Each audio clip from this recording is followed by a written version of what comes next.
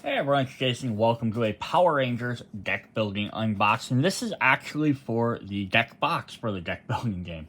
So previously, Renegade Studios, who makes the games, had only been releasing boxes for the Heroes of the Grid, which is like the miniature card game, which were fine. They work just perfect for this game as well. But now they made one officially for the deck building game.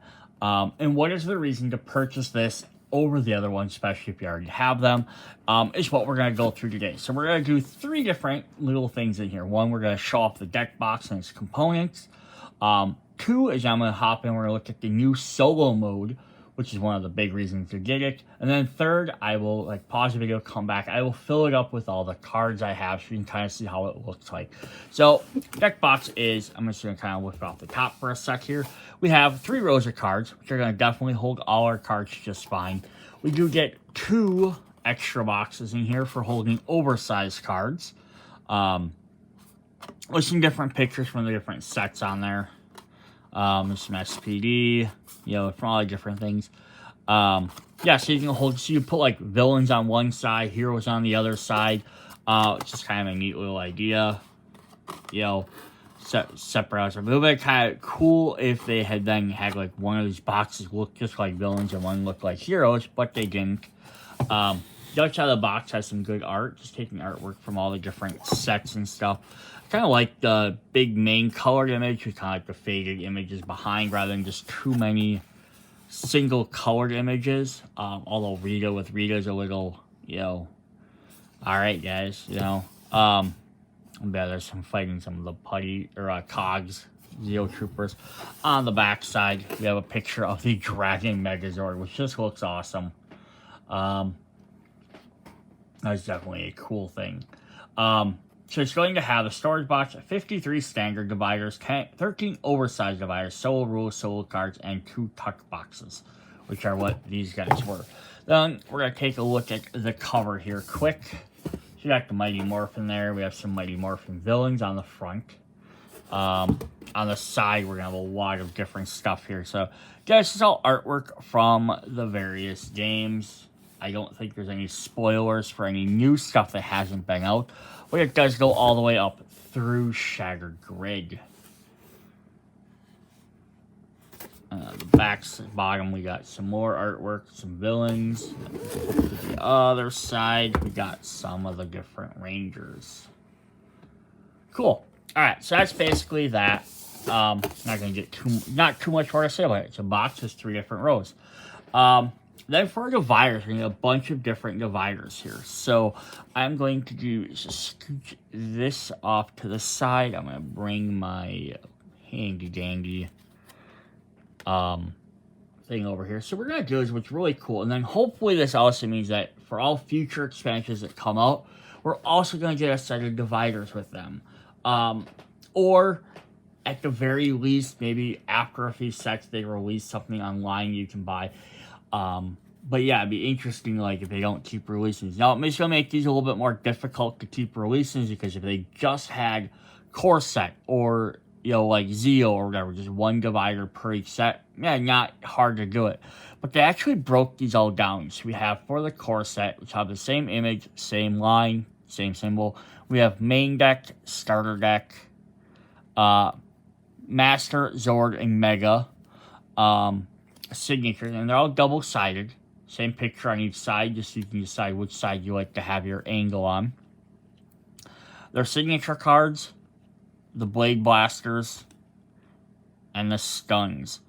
Yeah, so you can have all your different cards sorted out, and then Zeo is going to be the same way. So it's going to kind of flip through all these, and it shows a hero and villain each side, core deck, basically. So you have one set just for if you want to just have all the cards sorted, or you can separate them by main, starter, master, Zord, Megazord, signatures, Zeo Blasters, and stuns. All your different card types. Omega Forever, main deck, starter deck, Master Zord fusions, signatures, and the Omega Strikes. RPM getting to gear. Main, Master Zord Mega, Nitro Blasters, and Signature. So not all of them are the exact same because some have stuns, some don't. They're just accommodating whatever card types they have. Flying Higher, main, Master Zord Mega, Astro Blasters, and Signatures, S.P.D, main, Master Zord Mega, Delta Max Strikers, Trubian Swords, because we had 2 different starters for this one, and Signatures. And then finally, Shattered Grid, the main set, Megazord Masters, secondary grid, signature cards, and then we have 2 extra single ones. We have one for the solo decks. You can have that completely separate if you like. We have 1 set for promo cards. So if you want to have any of your specific promo cards separated, you can. So far, there's not too many. Like the first 2 sets came out with promos. Other than that, I don't think there's been very many extra promos yet. But that could be a yet. I'll keep that open. And we have 1, 2, 3, 4, 5, 6, 7, 8, 9, 10. And then we have 10 just generic ones. So you can use these however you like. So if you like to break something up a little bit more, you can definitely do that. And that just could be like maybe if you want to add like, in some of these things, if maybe you want to separate, main deck, if you want to separate your heroes and villains. You could have main deck for 1 set, and you could have this dividing like heroes and villains, or that. The things you're not going to be able to do that for every single set. But maybe if you don't want to divide all of these up like per set wise, you could also just again do do heroes on here, villains, equipment, maneuvers, locations, and then you could have all your cards sorted that way, and then just rebuild your deck every time. Before Shattered Grid came out, I would have said that would have been a very viable thing to do. Just separate all the types of cards out and then build it. But then Shattered Grid wants you to be able to play per each set with each main deck. So that kind of ruins that a bit. But that's definitely at least something you could do with those. And then we also get our oversized cards. So this is going to be for our hero and villain cards. Now, I do wish that they had separated these out, like hero and villain on one each, but I do get that there's only 5 or 6 of each set. So having a divider for 5 cards is one thing. Having a divider for 10 cards makes a little bit more sense. We have Core, Zeo, Omega, RPM, Flying Higher, S.P.D, Shattered Grid, the promo cards, and then we have 5 generic ones that we can also use. So that's definitely cool. We get a bunch of different dividers we can use. And then the idea of these, they'll go inside one of these boxes here. And then again, you can use one for half, one for the other. Now, I did say originally, one could be for hero side, one could be for villain side. But since they didn't give us enough dividers to do that, you obviously can't do that right now. Knowing me and my, compulsiveness, I probably end up buying a second one of these at some point, so I have dividers for both, unless they release them that way. And then your other dividers, I'm just going to scooch this here. So all the other dividers will fit in here nicely. They fit below the top there. If I grab, for example, one of our solo cards, and we put it there, it does sit directly below the title, so you can see it just fine. And we'll get more into this when I actually get through the rest of the set. But if I take a sleeved card, it still sits just below that. So let's flip one of these around. So even if I have a generalized sleeve card, I can still see what it is. So it's nice that way. We're going to look through the solo rules first, and then we will come back and we'll look at what the box looks like filled up with all the current game stuff. Alright, so I'm going to move that back out of the way. Now, forewarning here, the solo set is going to consist of 10 cards. Kind of 2 based on each different card type: hero, location, maneuver, and equipment. Essentially what the solo mode is, for anyone, just a quick overview of it before even I start reading through all of it. It's basically, you play either the hero or villain, your opponent's your adversary of the other type, and then you are playing against them, but instead of it being like an AI sort of mechanic where like you're just randomly drawing and doing that, you're essentially playing their hand against you. So you're playing 2 hands, you're playing against yourself. The solo cards are just going to add information on what the villain should be doing. And that's more or less how it's going to work. So if you're expecting it to be like, oh, I can just sit here and play, and then I flip over a card, that's what the villain does, and then I'm playing my turn, I flip over one or two cards, that's what the villain does. Not quite. Basically, the villain plays is essentially you have to pick up their hand, play all their cards, do their stuff, attach their cards, play their cards, buy stuff. You're just going to have a solo card that's going to tell you what they should be focusing on, or how they should be doing it. And then your turn comes, you play like normal, then the opponent's turn, you kind of pick up their hand and redo that again. So if you're not interested in having to play that way, then don't, I guess. And then this might not be for you. You might not want the deck box then if you're only buying it for the solo cards. Alright, we're going to go through the rules here quick. So I'm not going to reread probably every single part of this, but basically the top here saying they can be used with every single expansion and all characters. If those expansions require elements that contradict normal rules, follow those expansion rules, such as you using Zordon. Rangers start with 15 energy instead of 0, so they're following that rule. Setup, gameplay as usual, choose your character, choose your adversary, your foe for the game.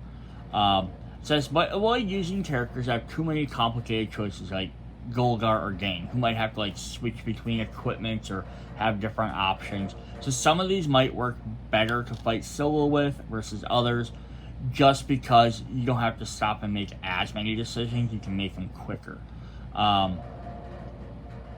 So you also have the solo deck, which will guide your actions. Both start with 0-5 energy, so it plays like normal. So solo deck cards are just going to focus on, they're going to have four basic things on here. The name, the 2 is their bonus action, so they get something else they might get to do during their turn, might dictate something they want to do. 3 is a type of focus, these are the type of cards they're going to be attempting to purchase. This is again so that it's meant to pull, yes, you're playing as the opponent, but it's not you sitting there as a second player being like, oh, should I do this, should I do this? It's telling you basically what you should be doing. So it's trying to automate the turn as quickly as possible. You just still have to physically pick up the cards and do stuff. And then 4 is your energy payment, which means they'll buy stuff with that ability. So on your foe's turn, this is kind of the breakdown of it. So they'll first draw a solo card. If it has an immediate text, they'll resolve that action now. The deck is empty for whatever reason, reshuffle it, draw over. So they have 10 cards, the game doesn't end after 10 turns, you just keep reshuffling. Reveal your foe's hand, attach cards to their character if able. Attach as many cards as possible, even if this results in a weak hand. Play the rest of their cards for shards and energy. Then you spend shards. If they have enough shards to buy a Master, Zord, or Signature, they will do so, buying the Zord or Master first thing and Signature. Otherwise, they buy cards based on the highest cost that matches their card focus. So for this one, they would buy location cards first. Then if there were no locations or they bought your location and still had points, then they prioritize buying cards they can attach. So if they had an open equipment slot, they would then try and buy an equipment card. Then it goes after that. If there's none of these cards, none of their attached cards are open or available, then they will try and buy another card, including basic cards. So try and just buy the next highest level card they can get. Buy basic card if that's what's there. So it's pretty much just trying to automate how they do their turns. If the solo card features a payment energy icon, use the energy on that, if they built up any, to activate attached cards, paying no extra energy.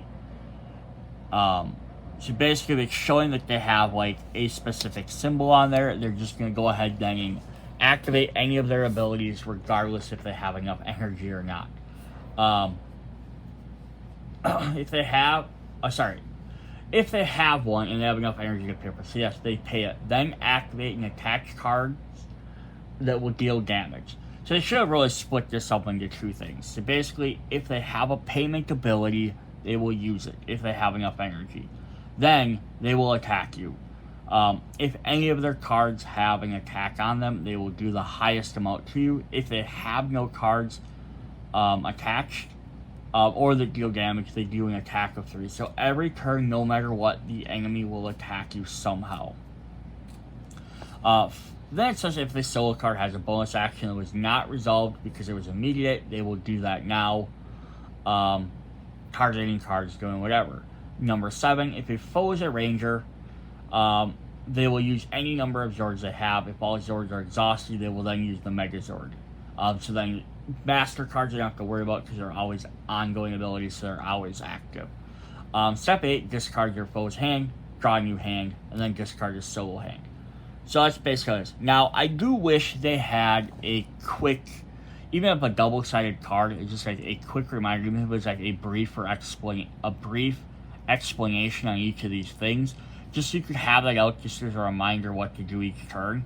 Although granted, I would have almost liked either an oversized card with all the rules on one side, or maybe 2 cards so you could have one on each, so you get both sides up at the same time, because I hate having to keep flipping rule cards over and over, versus having to go back to the sheet. After you've played it a few times, you'll kind of remember on how to do it. This. But it would have been nice to have just a quick reminder card. Then the player takes their turn, do everything like normal. The only exception is discard the non-adversary card closest to the main deck, slide all the remaining cards towards the deck. This is to kind of assume that possibly the villain might not buy stuff, or to help kind of speed along the game. 3 additional notes are block. Your foe will block with any attack that deals 3 or more damage if able.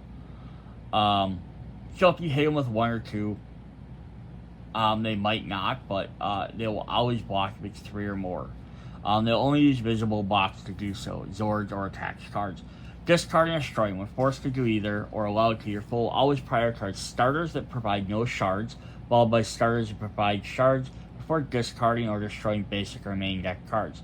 For basic or main deck cards, select randomly. Similarly, when being forced to choose a card to attach to discard, select randomly. So basically, they're trying to always get rid of their crappy cards first. So you can't, like, oh, I want to win, so I'm going to make them discard this 7-cost card. And then when it says may, they will always do so if possible. So that's the basic rules of it. It's pretty much you're playing as your opponent, just they tried to simplify what it does. So start of their turn, they'll do an immediate action if possible, then they will attach all their cards, then they will buy cards based on whatever the symbol is, activate their bonus ability, and then try and activate attacks and stuff like that. So it's kind of straightforward. Just the difference between that or like you just picking up the hand and playing as a full second player is if as second player, if I have this card, I know I'm having to draw equipment versus I might sit there and be like, well, is this card better than that card? The downside of it also means versus playing against another player is that the AI for solo might do stuff that don't make sense, or they might not prioritize it. They might be hurting, like taking a bunch of damage. They might not necessarily buy a card that heals them or defeat an opponent's card that heals them. The other thing that might come out is that because they're always going to go after the highest cost card. So again, the highest cost card might not always be the most viable option. They have 7 energy, they might buy a 7 cost card versus buying a 4 and 3, which might have been better gameplay wise because it would give them 2 different abilities, or they could have, bought a one card that could heal them, one card that does damage. So you gotta realize you're playing against a solo kind of AI in a sense. They're not gonna make the best choices. So this isn't gonna be like a great way to I'm gonna test out my skills and then go and play them against somebody else in a tournament or something, because obviously a person's going to think and do better decisions.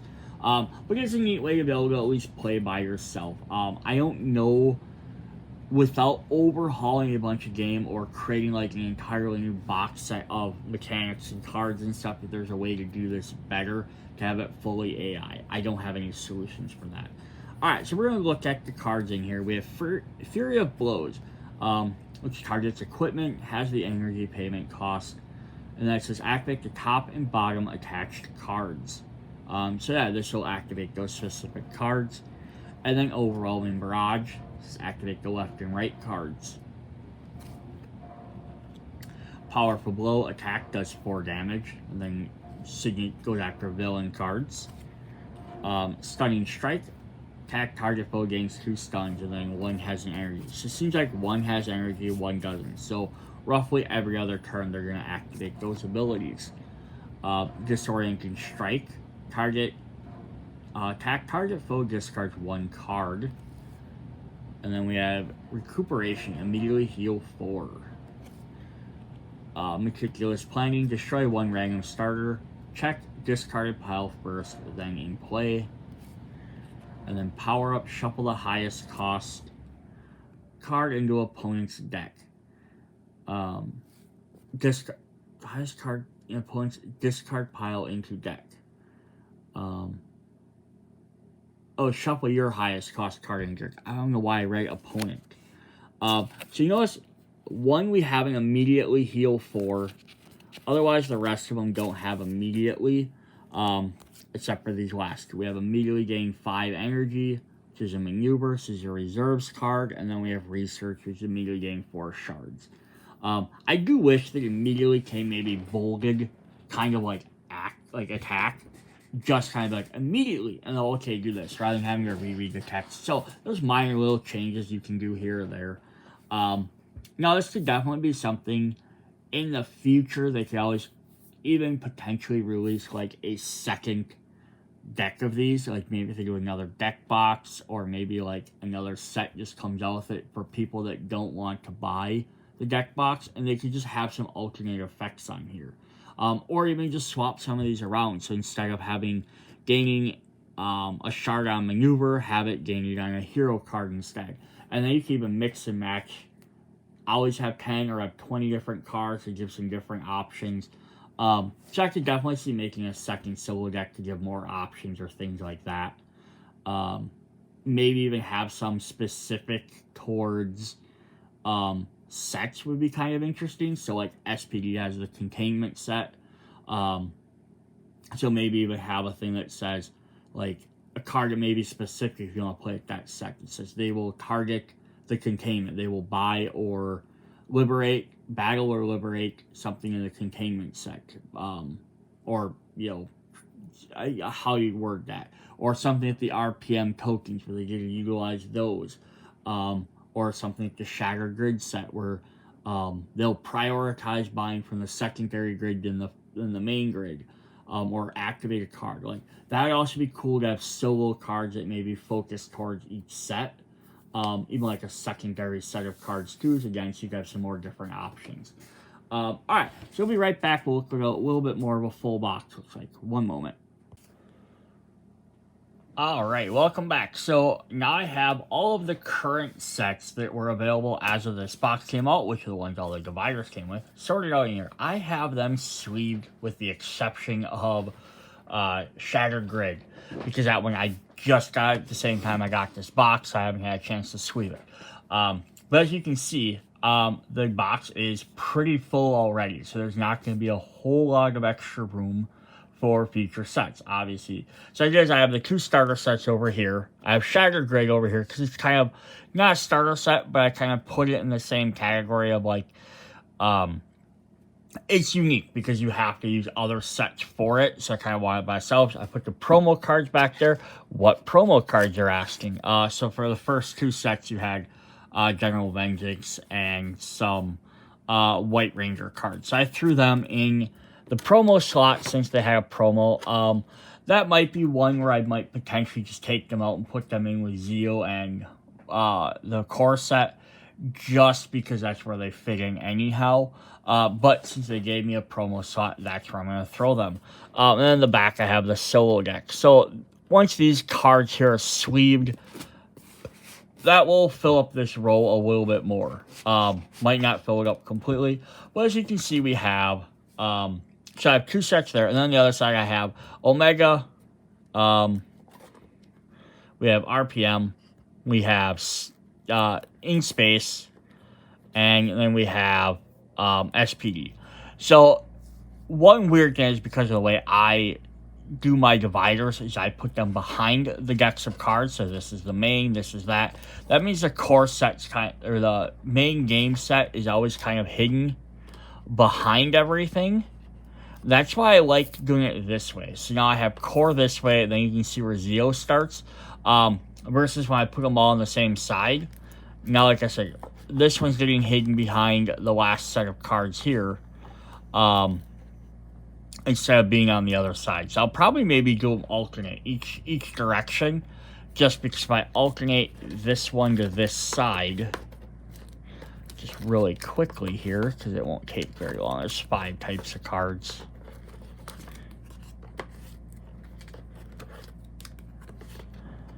By doing that, I can still see my different cards. I can see Omega, I can see RPM starts. Now again, the word flying higher gets a little obscured, but I can still see where everything is. And that's not a bad way to do it. Then it kind of helps me differentiate which sets are which. But yeah, so if each set's about that big, it looks like you're probably going to be able to get maybe 1 more, maybe 2 more sets in here, depending on how hard you cram stuff in there. I don't like cramming my cards in so hard to pull them out. Although, with that being said, is you still have this entire middle row. So I do have, in one of these, I have all the different characters. I did try separating them out like heroes and villains. But again, the fact is there's only sometimes 4 to 6 cards on each. The dividers were almost useless because even now that I have these sleeved, even I don't think if they weren't sleeved, it wouldn't make that big of a difference. So, like, here's one of the non-sleeved ones back here. They almost need to be a little bit taller, just so you can read them a little bit better like you can the other ones. And when you have even less cards, then they're more stuck together. Now, these ones, I don't know if I would go alternate just because they're so long. I guess you could do starter and then Zeo like this, just to maybe help make them a little bit more easy to like grab. I don't know. I don't know if I'll separate these out into 2 different distinct categories or not. I may possibly use the extra dividers to separate like Zordon and Dark Spectre, or the Omni and the containment unit out just as separate ones in there, but I haven't decided.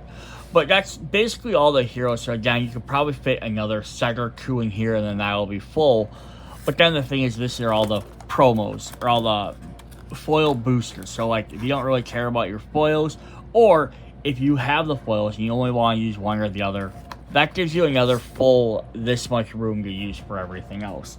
So there is a little bit of extra room. I definitely could see this game after another few sets needing to buy another full box. And if that happens, it probably end up doing this very similar to what I did with my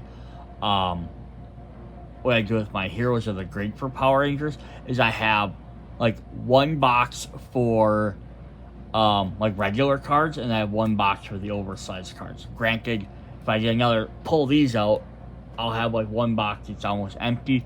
But then you could even start doing where you could have starter sets and characters in 1 set, and the other set being all your expansions. So basically, I pick a starter set, grab my characters out, and I grab whatever expansion I want to combine with it. And that might be how I utilize 2 different boxes. The only other thing I did a little bit differently in here, because you can see we have main cards. I'm going to zoom up a little bit more on this so we can see these a little bit better, hopefully. So like main, signature, Megazord Master cards, Blade Blasters, Stun, starter cards. Now I do have another gap in here. So basically I have is my hero starting cards and my villain starting cards. And if I ever did buy a second box, so I have double all these dividers, I'd probably then, actually then have the extra starter set in there for that. And I may even separate, if I get a second box and have extra dividers for each of the core stuff, I might be willing to potentially separate out like Zords and Master cards from each other. But again, once you get down to there's only like 5 or 6 cards in each one, they start to become a little bit harder to use the dividers. Because I also did separate out the Z crystals, so I put an extra blank one back there. But you can kind of see there's not a lot of space in there because there's only 5 cards. Let's use some of the extra basic ones for. So that's basically how that deck looks. So as long as I have just kind of showing off that, and then the other question ends up asking, because that might be what this should be used for, is tokens, all the other stuff, right? Because obviously I just have the cards in here, and that'd be another potential idea for me to buy a second box. Main deck, big cards, tokens, right? That could be a potential, and then the second box could just be your expansions. And obviously, if you're taking out all of this and this, and you have set for 2 more full expansions, that's what, 1, 2, 3, 4, 5, so potentially 10 more expansions that way. Even if I had Shattered Grid over here, I think that's 5 or 6 more expansions on each hold. So what I do is for my tokens, I just want to show this off. I buy these little cases I can get at Hobby Lobby. I use this for a lot of my games now, and I really like this. Now, this might not be the ideal solution or the best solution, but this is what I have. I have all my health dividers in here. Again, 2 of these are promo ones, so I have 2 more than I would normally. If you just bought the 2 core sets, you'd only have 4. They'd fit in there a little bit better, but they still fit in there. I have my Zord bays, which I just have the regular 2. I have the Zeal one and the Morphine one. Now, I do not have the promo Morphine one in here, just because it has the indented bay, which is kind of nice, the dual layer, except sleeve cards don't fit in it. So I'm like, and then this one doesn't have one, so I'm like, it looks a little odd. Then the other side here is I have for tokens, I have my Omega tokens, because these are kind of like starting tokens, and I have my player turn order tokens. Again, starting tokens. Pull out the top box. This is all the stuff I need for starting.